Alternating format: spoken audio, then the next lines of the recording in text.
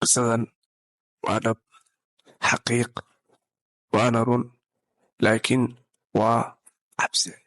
Qisadan waxay ku dhacday wiil la dhaho Maajid sanadku markuu ahaa 2011, waxayna ka dhacday magaalada Sharjah ee ku taala waddanka Imaaraadka Carabta. Wiilkan yar aabihiis baa guri gatay oo magaaladaas ka gatay.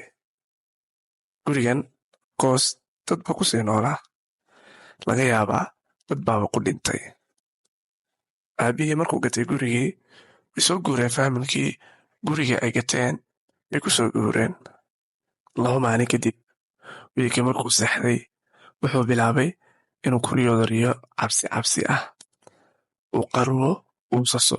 Waxaasna maahan wax uu hore u lahaan jiray. Shaydaanku iska naaray habeenkii siduu iskaga seexday. Habeenkii labaad wuu qarway, uu sasay, riyo xun buu ku riyooday, laakiin waxba ma sheegin waa ka sii socday. Dhowr habeen baa saas ku dhacday, laakiin waxaasoo dhan waxa uga cabsi badnaa waxa uu ku riyoonayo, uu ku qarwayo, ee uu ku sasayo waa hal wax. Habeen walba isla wixii, isku mid. Maalinkii dambe aabihiis u yimid, wuxuu ku yidhi, aabbo, gurigan waan ka guuraynaa. Maxaa dhacay buu aabihii yidhi. Aabbo, gurigan habeenkaa soo degnay ilaa hadda aan kula hadlay. Waan qarwaa, waan sasaa, riyo xun baana ku riyoodaa. Kaaga darantii riyada iyo waxaanoo dhan waa isku mid. Habeen walba isla wixii unbaan ku qarwaya aan ku sasayaa. Aabihii baa yidhi, bal ii sheeg aabbo. Wiilkii wuxuu yidhi, aabbo, habeen walba waxaan ku riyoodaa waxaa ii timaada gabar yar oo aad u qurux badan, yacni aad. Gacanta i qabataa, way i kaxaysaa. Guriga taangiga biyaha lagu shubta ee ku dhex yaalay i geysaa, taangi cad. Markaan taangiga fur isdhahno waxaa na soo cayrsada ama na soo bursada habeen walba ay madow oo weyn oo fool xun. Habeen walba waxaasan ku riyoodaa oon ku sasaa oon ku qarwaa. Aabihii baa yidhi, nakeen aan taangiga soo fiirinay. Wiilkii waa yaabay, oo mataangi cad baa gurigana ku dhex yaala, sababtaa dhowr maalmoodun bay degiye muusan raadininba. Haa, aabihii baa yidhi, gadaal danbuu ku yaala, guriga aad buu u weynaa.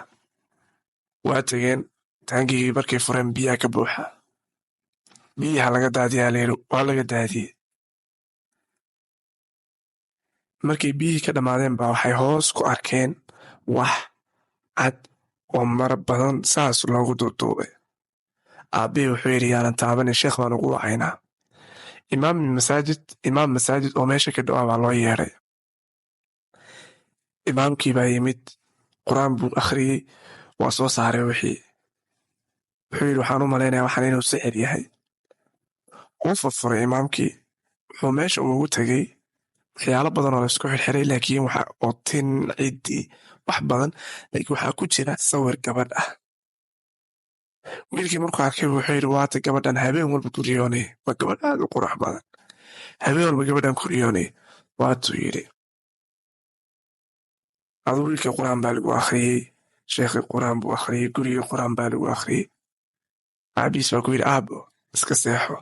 Haddii waxaanay riyada ay ku soo noqoto, qasab waan ka guuraynaa, bal iska seexo. Wiilkii habeenkii uu seexday. In yar markuu jiifay, haddana waa riyo. Laakiin tani tii hore way ka duwan tahay. Waxaa riyada ugu timid gabadhii oo dhar cad qabta oo faraxsan. Hab bay siisay. Abbaan markii hab siisay bay ka tagtay. Riyadii buu aabbihiis u sheegay. Aabbihiina imaamkii buu u sii sheegay. Imaamkii wuxuu yidhi, waxaan u malaynayaa oon qiyaasayaa haddiiba riyadu saas ay ahayd in gabadhii sixirkiisa uga tagay.